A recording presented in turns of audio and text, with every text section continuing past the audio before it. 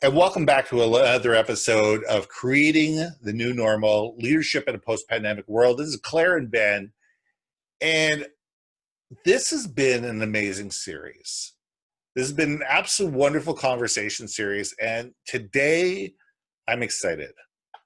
I'm excited because this is something that really ties a bow around everything that we've really talked about, everything that I think is important. And I think that we really need to get into this one because I want to talk about reverting versus reinventing. Mm. Because when I talked a few weeks ago about re-onboarding, that every single employee is going to need to be onboarded because there's going to be changes. There's absolutely going to be changes in every company. And we need to think, are we going to revert to where we were? Or are we going to take the time and reinvent and make ourselves better? So I want your thoughts on this, Claire, because this is something that you're absolutely passionate about. I'm with you 100%, but I want to give you the pedestal.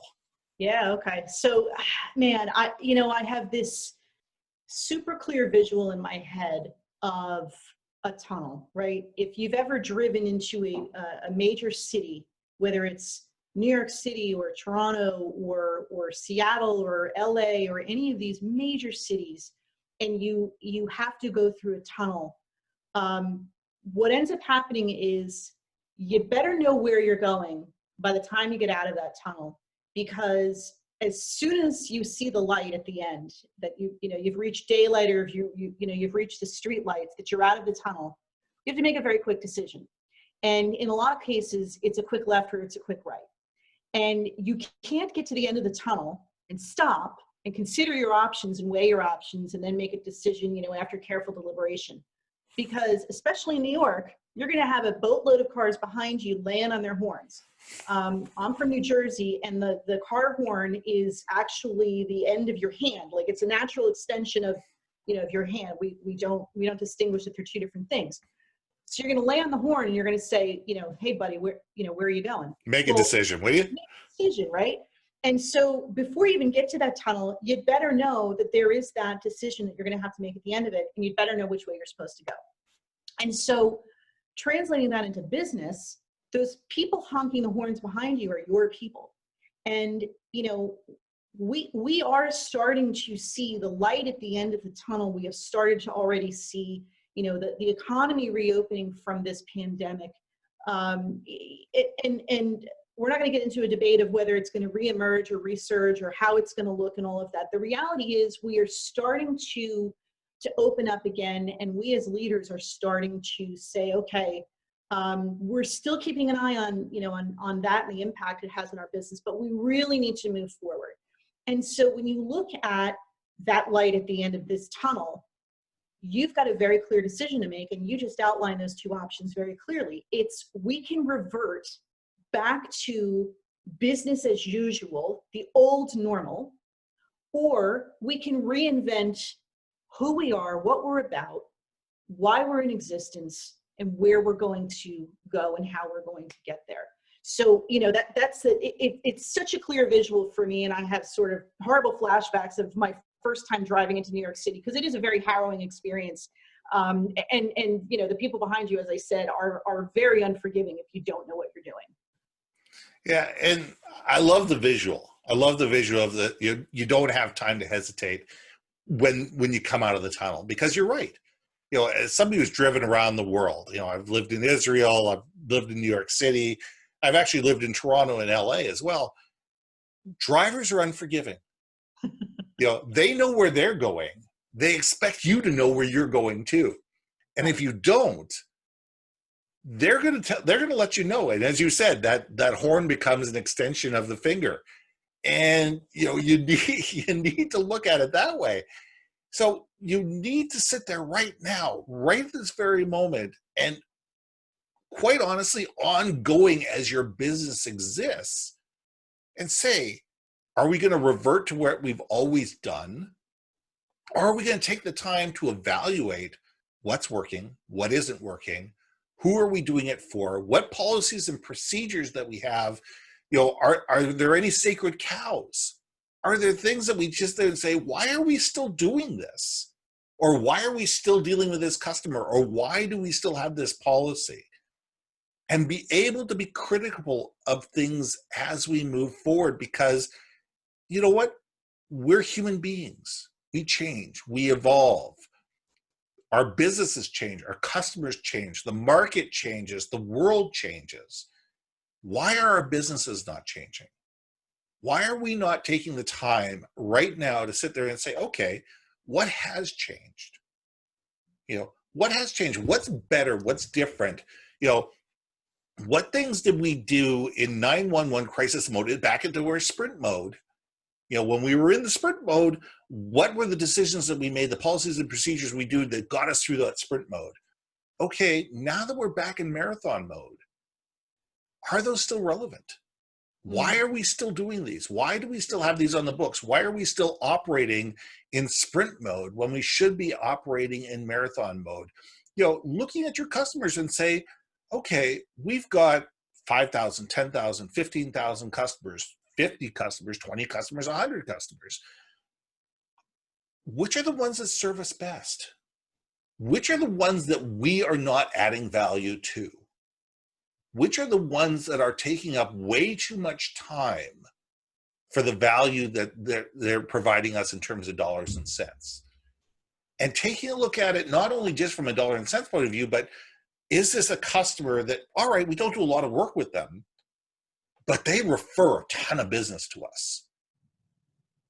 And we need to be questioning it on a person by person, a step by step, a policy by policy basis to sit there and say, how can we be better? And this set of decisions can't just happen in an ivory tower, around a boardroom table, away from everything. We need to talk to our customers. We need to talk to our employees.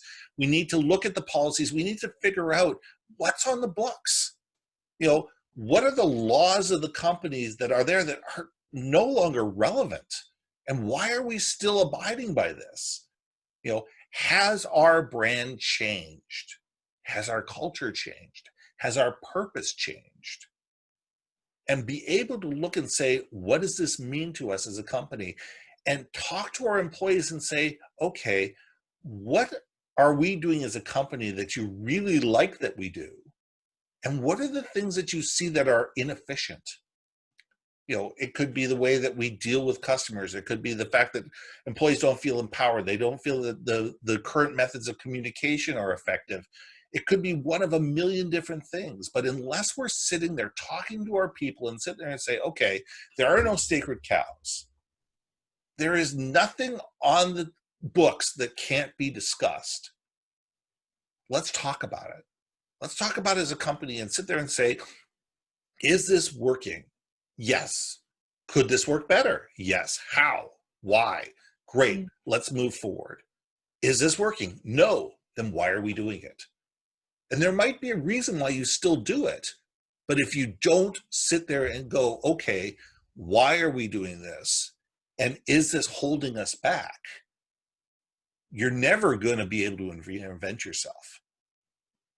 Absolutely. And I can think of very few companies right now that have gotten through this pandemic without cutting back people, right? Whether it's laying off a bunch of people or putting them on furlough, or making the very painful but difficult but understandable decision to shut down divisions or shut down offices, et cetera, for the sake of pruning so that the entire tree does not die, right? Those employees who are still with you, and to your point, the customers who stuck with you through this, there's a loyalty there that you need to capitalize on, but you need to do it in genuine ways. We talked a lot, last week about the importance of having connection and the importance of having feedback loops and genuine dialogue with your people where they feel listened to, understood, and valued. We ended with a little bit of tough love, and I have some tough love for the C-suite in particular, but anyone who is a leader right now. Take the phrase, because of this pandemic, we need to do more with less, out of your vocabulary. If any of you come out of this and your message to the people who have stuck by you and the customers who have stuck by you, that you say to them, we have fewer resources, but the workload remains and we have to do more with less. Shame on you, because there is no time that that lands well with employees, but particularly coming out of a pandemic that has affected every one of us professionally and personally, it will not resonate in any way, shape, or form. And I understand that may be the underlying business message, that you will have to do as much or more than you did before, but your resources are more constrained. Think quality over quantity. Take a look at those employees that you have, and exactly, Ben, what you just took us through a few moments ago. Lean on them, draw from them where they feel that things could be more efficient. Take a look at when you were in crisis mode through COVID, what did you do without that you don't have to go back to? Because not only did you survive not having 22 steps through a process and you got it down to say 12, right? Don't go back to the old ways just because, okay, the coast is clear, everyone, come out of your storm cellars, your bomb shelters, and go back to your desk. And, we've survived this mode, but now it's over and we can put that behind us. When you put that behind you, don't turn around and then go back to business as usual, because that whole landscape has shifted. The market has changed. And again, you've got a choice between reverting to the way the market was, which, let me end the suspense, doesn't exist anymore, or you can reinvent what your market looks like and how you serve them. And it's everything you said before. Reevaluate, are all of these customers truly feeding our why? And are we truly in our genius zone when we work with every single one of the customers we have? And if not, then we need to reevaluate that relationship. And maybe it can be evolved and maybe it can be changed, but we need to have those conversations. Well, it's interesting because I listened to a podcast a while ago, and it was in the car industry. And we were talking about the new normal in the car industry. And, typically a car sales process has between 7 and 14 steps, including the test drive, the conversation, the wait a second, let me go back and talk to my manager, making you wait while you go find the guy who does all the paperwork and gets the lease all set up, and and the extended warranty and all that kind of stuff. And it's all designed to slow down the process to be able to maximize profit. But by doing that, moving forward with all the different options that are available for people to buy a car online, all you're going to do is make people matter and matter and matter. Because guess what? The majority of people buying a new car, and a lot of times, are moms with young kids or families with young kids. Young kids don't do very well running around a dealership for an hour or two while mom and dad buy a car. Right. And, and that leads to frustration, and that leads to, so we need to sit there and think of, just because we've always done it this way, because we think we're going to maximize our individual profit on this one deal, maybe we should start thinking about, how do we maximize the profit on this client over the next 25 years by creating a magical experience? And if we create an efficient, easy, process where people can come in, buy a car, feel excited about it, get the keys and drive away, and then all of a sudden tell every single one of their friends about where they bought the car and the amazing experience that they had. And all of a sudden you're going to want to come back to that dealership for service, and you're going to want to come back to buy your next car. And you're going to want to, if you own a company, wait a second, I need to lease 20 cars for the company. Maybe I'll come there for our corporate leases as well. We need to start thinking of, do the policies and the procedures and the way that we've done business in the past really set us up for success in the future? And in a lot of cases, the answer is no. But if we're not asking that question, if we just revert to things how they always were and assume that people, while they always accepted this in the past, they're certainly going to accept it in the future, that's the biggest fallacy. Absolutely. And all you're going to do as your competition sits there and says, okay, how can we make this a better customer experience for our clients? I know we're going to talk to our employees, we're going to talk to our customers, we're going to find out, okay, great, we can do this. All of a sudden, your business goes over to this other company because they figured out how to build a better process to be able to build more loyal customers because you were afraid to change. And loyalty is such the key word. And I know we talked about that a lot last week, when we were talking about this notion of building connections, not just, building a better communication, right? And it's so true. When we talked 2 weeks ago about the concept of a sprint mentality versus a marathon mentality, the sprint mentality focuses on immediate value that they get out of a customer. The marathon mentality says, what's the lifetime value, right? It may be a slower or longer ramp up for this customer to become a high-end, top-shelf, high-value, high-ticket client. But if you had to plug them into an Excel worksheet, not that we're doing this, but imagine that, and you track their value and the value of the relationship over a lifetime of that relationship, it's the same as this employee loyalty concept. Your loyal employees are going to bring far more value than your lone wolf that you bring in to do a quick strike and you pay them a lot of money to do one thing and then they're gone in 6 months, right? So it's that lifetime loyalty. And another thing that you just talked about with the car example, this is really an example of how some of these other vendors, that these online car vendors have really kind of stepped up and filled a vacuum in the market where they said, we're going to make it ridiculously simple for you to do business with us. And sure, we don't provide the service. Okay, so that's something you're going to have to figure out. But they saw that there's a need, and we talked about this on our last live episode. Why is it that when I already know what car I want to buy, I only test drive the one, and within a 10-minute test drive, I say, yep, let's go draw up the paperwork. Does it still take you 4 to 6 hours to get me out of there with the car? It just can't be like that anymore. Car dealers are, a great example of they need to learn from this and they need to step up their game to stay relevant in the market because there are online vendors that will replace them if they're not.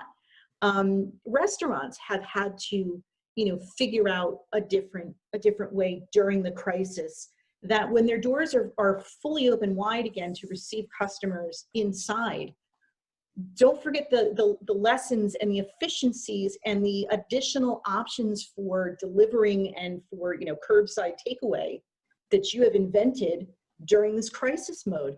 Crises are a great catalyst, leverage point for innovation. Yeah. Right. We don't tend. What is the thing about a diamond? A diamond is made because it's under tremendous pressure, right? So, look at these industries and these companies and these entities and these individuals who have made diamonds out of the rough, right? Don't just revert to, well, you can only, have order food from us when you come into the restaurant. Sit your employees down and say, and ask them and ask your customers, how can we make doing business with us easier? And it's something that you brought up several episodes ago. And we even talked about, I think on our very first episode, how do we make this stupid simple? How do we make it stupid simple for our clients and our customers to do business with us? And how do we make it stupid simple for our employees to get their job done and to connect their very best talents with what we ask them to do every day? Yeah. And to bring this all back, it all comes down to leadership. 100%. It all comes down to leaders that are leading with vision, that are saying, what can we do to be better? What can we do to move our company and our customers and our employees into the new normal? how can we sit there and take the lessons that we've learned and the fact that we've been beaten up a little bit and learn from all these things and become more effective as a unit and more valuable to our customers because of this. And leaders do that. Leaders sit there down with their people and say, let's have a scrum. Let's sit down, let's have a communication, whether it's a Zoom communication, whether it's live, whether it's, pick the technology that you want, but be able to have the ability to sit there and say, okay, what went well? What didn't go well? What did we learn from both? Let's stop pointing fingers. Let's not lay blame. Let's take a look and say it's all learning experience. The money's gone. If we lost $100,000, yeah, that bites. It truly does. But that's money that's invested in the future. That's a $100,000 lesson that allows us to be better moving forward. So we've got hope we never do this again. Right. We hope that we never do this again. And this is what we learned from it. And these are the policies, procedures, and communication we're going to put in place to make sure that it becomes part of our brand story, that everybody knows that happened. This is what we learned from it, and this is how we're going to make sure it doesn't happen again. And it is the whole reason you and I deliberated over this. It's the whole reason that we prefaced this series by calling it Creating the New Normal. We didn't say reacting to the new normal. We didn't say responding to the new normal. It is incumbent upon smart leaders or smart companies that are going to survive and thrive in the future that they create the new reality around which they build a business, they empower their teams, they serve their customers, and they grow in the future. They've got to create that new reality, and that means they've got to take the right turn toward reinventing, not the left turn toward reverting. So as we sum this up, and I want to sum up, from stem to stern, to sit there and look at this and say, what's the biggest thing that we can learn from creating the new normal? Because we do need leaders that are going to lead us into the future.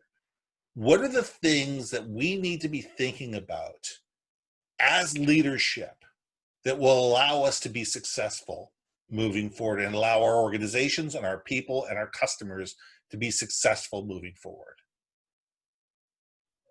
Well, if you're asking me that question, which I think you are, I am.